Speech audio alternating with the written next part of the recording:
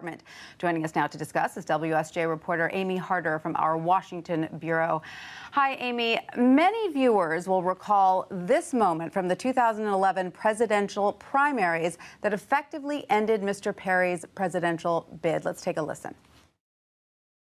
And I will tell you, it's three agencies of government when I get there that are gone. Commerce, education, and the, what's the third one there? Let's see. I can't. The third one I can't. Sorry. Oops. And by the way, that was the Department of Energy I was reaching for a while ago. So,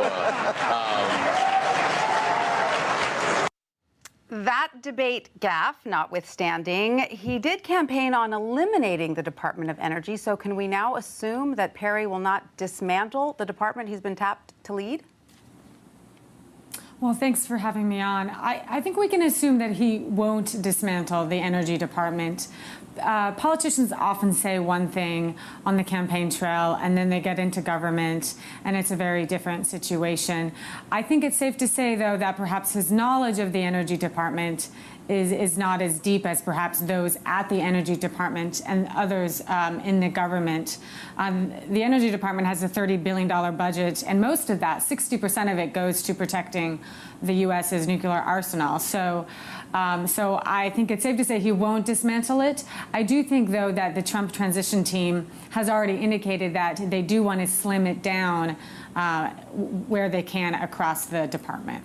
Now, as a staunchly conservative addition to Mr. Trump's cabinet, what kind of leadership would Mr. Perry likely provide? I think Mr. Perry is going to provide a similar conservative voice than a lot of the other cabinet picks that Mr. Trump, President-elect Trump, has picked already. He was governor, Mr. Perry was governor for almost 15 years of Texas. And so I think you'll see him push some reliable conservative issues when it comes to, for example, energy, research and development into energy technologies, focusing perhaps more on oil, natural gas, and coal, as opposed to renewable energy, which was a focus for the Obama administration. Is he a climate change skeptic? He is. We have seen a couple of his comments on this issue in the primary debates, both early in this last cycle and also when he ran in 2012 cycle, where he hasn't commented on it too much, but when he does, he says simply that he thinks the question is not settled, and then goes on to say that the U.S. shouldn't drastically change its economy and potentially hurt American workers for something that is not settled. Of course, the science is settled, but that is a comment that Governor Perry has made before. But Mr. Perry does stand out from many other Republicans in that he supports renewable energy. Is that right? Namely wind?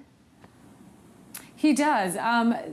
Texas, along with being the biggest producer of oil and natural gas, is also now the U.S.'s biggest producer of wind energy. In 2005, he signed a piece of legislation that required a drastic increase in wind production throughout Texas. So I do think, perhaps more so than some of the other people that he could have picked, Mr. Perry is actually a good sign for some of the renewable energy interests throughout the country. And I think you will see an increase. You will see some focus on that as well, perhaps more than otherwise. Now, Mr. Perry has been a harsh critic of the president-elect in the past, calling Trump, quote, a cancer to conservatism during the 2016 presidential race. Have these hatchets been buried?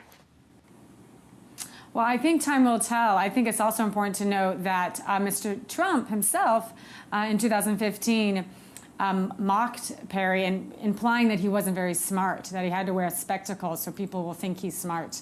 And of course, now he's tapped him as his energy secretary. So I think a lot of these things, again, are things that you say on the campaign trail that don't translate into reality. However, one would think that there's at least some sort of grain of truth in what some of these things that comes out of their mouth. So I think there's probably going to be some mending of the bridges come time January 20th. Right. All right. Now, as you mentioned, Mr. Perry served as governor of Texas for 14 years. But on the lighter side, more recently, he has appeared on Dancing with the Stars, hasn't he? We can take a little listen for a few moments.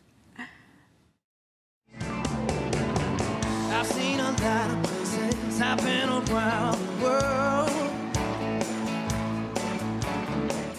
A lighter side of the soon-to-be Secretary of Energy. Perhaps he shares a bit of the showbiz bug with Mr. Trump.